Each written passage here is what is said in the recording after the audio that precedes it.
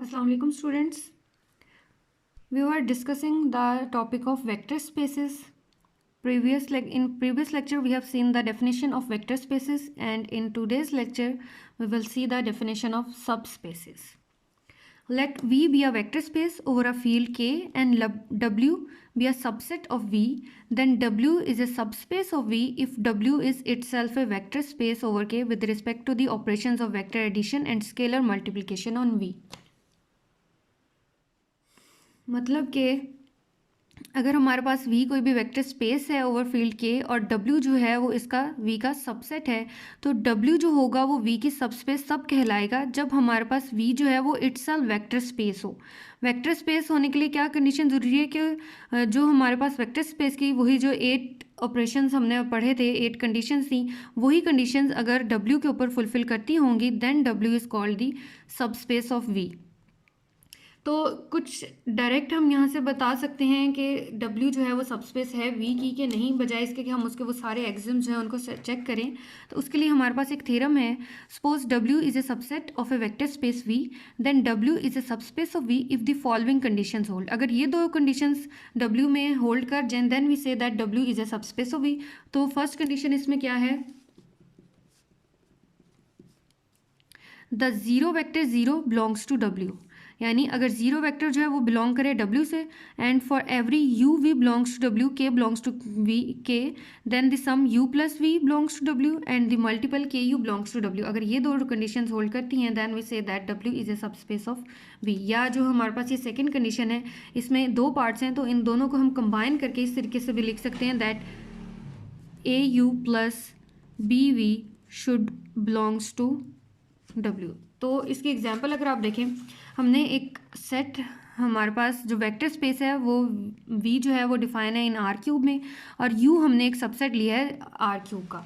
अब हमने बताना है कि क्या जो है U is a subspace of V और नॉट। U किस टाइप का सेट हमारे पास स्पेस डिफाइन है, ABC where A equal to B equal to C, यानी जो सारे एलिमेंट्स हैं वो इक्वल होने चाहिए उस वेक्टर्स में। ठीक है, U जो हमारे पास एक सबसेट है ऑफ वेक्टर स्पेस V का, उसके अंदर जो वेक्टर में एलिमेंट्स हैं ये सारे एलिमेंट्स हैं वो इक्वल होने चाहिए। तो सबस्पेस चेक करनी है, फर्स्ट कंडीशन आपने क्या चेक कर लेना है कि क्या जीरो वेक्टर जो है वो बिलोंग कर रहा है इस U से। तो 0 equal to 0 0 0 belongs to U, clearly ये बिलोंग करेगा क्योंकि सारे एलिमेंट्स जो ABC ये सारे एलिमेंट्स हैं वो इक्वल हैं। सेकेंड कंडीशन आपने चेक कर लेनी है, suppose U and V are arbitrary vectors in U से हमने एक U वेक्टर ले लिया है A, क्योंकि हमें अकॉर्डिंग टू कंडीशन हमने लेना है, सारे एलिमेंट्स हैं वो इक्वल लेने हैं। तो U में हमने सारे एलिमेंट्स इक्वल ले लिए, V में भी हमने सारे एलिमेंट्स इक्वल ले लिए। फिर जब इन दोनों वेक्टर्स का हमने सम किया U प्लस V किया तो A plus B A plus B A plus B आया। तो इस केस में भी हमारे पास सारे एलिमेंट्स जो हैं वो सेम आ रहे हैं। सिमिलरली हमने KU किया, K कोई स्केलर था उसके साथ मल्टीप्लाई किया तो भी सारे एलिमेंट सेम आ गए। तो इट्स मीन कि ये हमारे पास बिलोंग कर गया R, यानी सेम एलिमेंट्स आगे मीन्स कि U में से बिलोंग करें, सो it's mean U is a subspace of R³, यानी जीरो एलिमेंट भी बिलोंग कर गया।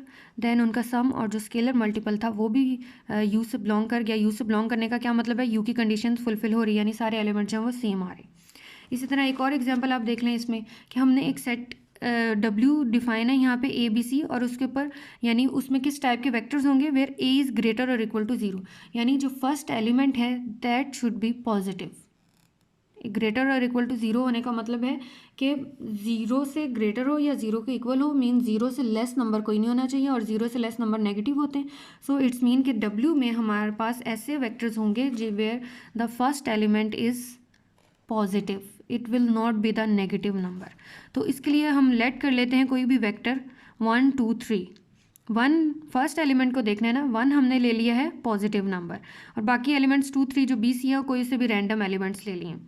अब यहाँ पे अगर मैं ये स्केलर मल्टीपल वाली कंडीशन चेक करती हूँ, हमने K जो है वो कोई भी हमने नंबर ले लिया है, वो पॉजिटिव नंबर भी ले सकते हैं, कोई भी नेगेटिव नंबर भी ले सकते हैं, क्योंकि K के ऊपर कोई भी कंडीशन नहीं है, वो हमारे पास फील्ड से ही बिलोंग करते हैं।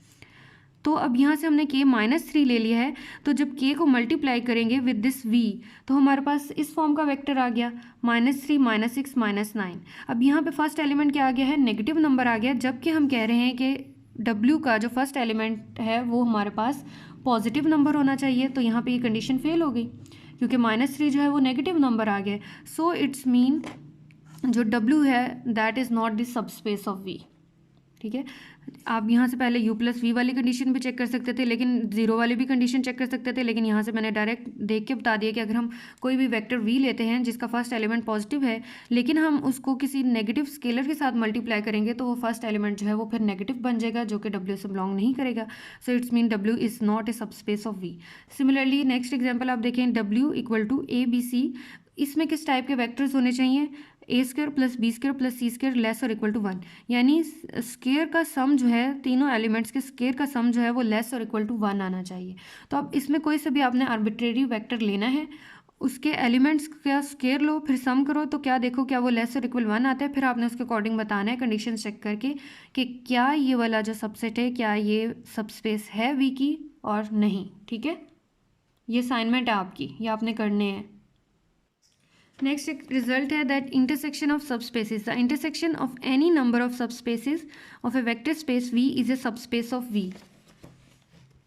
यानी अगर आपके पास कोई भी सबस्पेसेस हैं, suppose you have subspaces U and W, तो इन दोनों का जो इंटरसेक्शन होगा that will also be the subspace of V।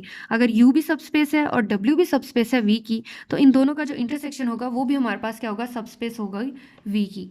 Means दो कंडीशन होल्ड करेंगे, जीरो एलिमेंट अगर U से बिलोंग कर रहा है, जीरो एलिमेंट W से बिलोंग कर रहा है, तो जीरो एलिमेंट जो है वो इनके इंटरसेक्शन से भी बिलोंग करेगा। इसी तरह अगर U और V जो है वो U से बिलोंग कर रहे हैं, इसी तरह W से बिलोंग करें तो उनके इंटरसेक्शन से बिलोंग करेंगे।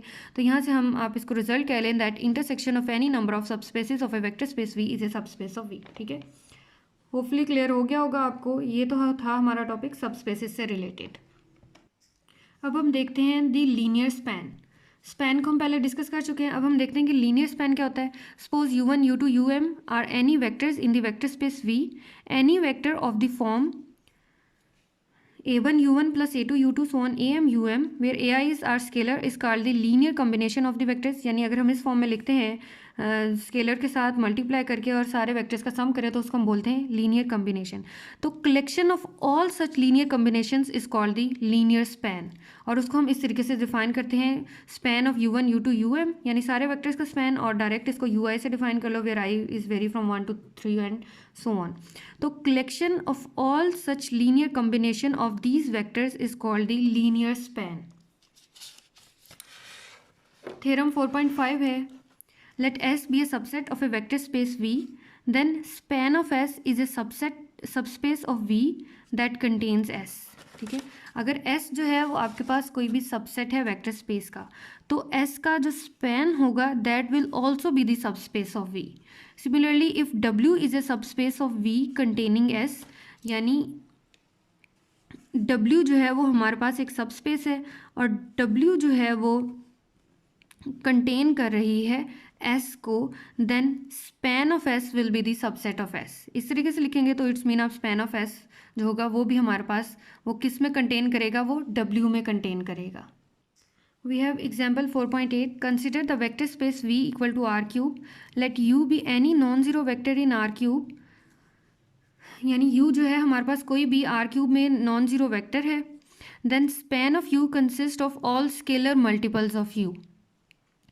U कोई भी वेक्टर है तो हमारे पास स्पैन ऑफ U क्या होगा, वो हमारे पास U के स्केलर मल्टीपल्स होंगे। स्केलर मल्टीपल्स वही फॉर्म में कि मीन्स उसके लीनियर कॉम्बिनेशन की फॉर्म में होंगे। तो यहाँ से हम बता सकते हैं कि जो वेक्टर, अगर आपने इसको ज्योमेट्रिकली देखना है, then span of U is the line through the origin. ठीक है, स्पैन ऑफ U जो है वो हमारे पास क्या होगा, लाइन होगी जो कि पास करी है थ्रू ओरिजिन से, और वो उसमें किस तरह के एलिमेंट्स होंगे, which are the scalar multiples of U होंगे। एंड सिमिलरली अगर आपके पास यहाँ ऊपर जो है हमने एक वेक्टर की बात की है, अगर आपके पास दो वेक्टर्स आ जाते हैं R क्यूब में, that are not multiples of each other. Scalar multiple basically क्या है कि अगर आपके पास एक वेक्टर है, आप ले लेते हैं 1 2 और 3 ले लेते हैं, और एक वेक्टर है 2 4 and 6, then these two vectors are scalar multiple of each other. Suppose this is vector v1 and this is vector v2, then you can write as